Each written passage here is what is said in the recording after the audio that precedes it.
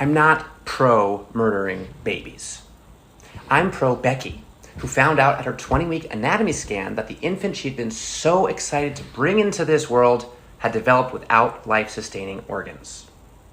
I'm pro-Susan, who was sexually assaulted on her way home from work, only to come to the horrific realization that her assailant planted his seed in her when she got a positive pregnancy test result a month later.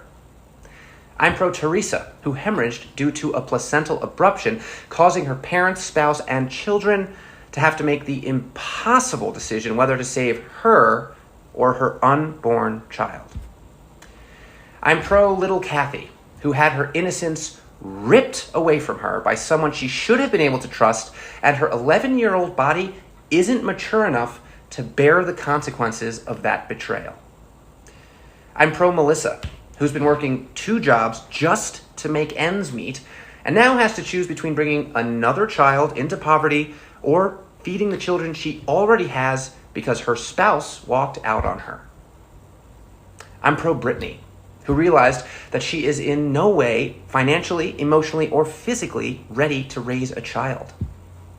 I'm pro-Emily, who went through IVF, ending up with 6 viable implanted eggs, requiring selective reduction in order to ensure the safety of her and a safe amount of fetuses. I'm pro-Jessica, who is finally getting the strength to get away from her physically abusive spouse, only to find out that she is carrying that monster's child.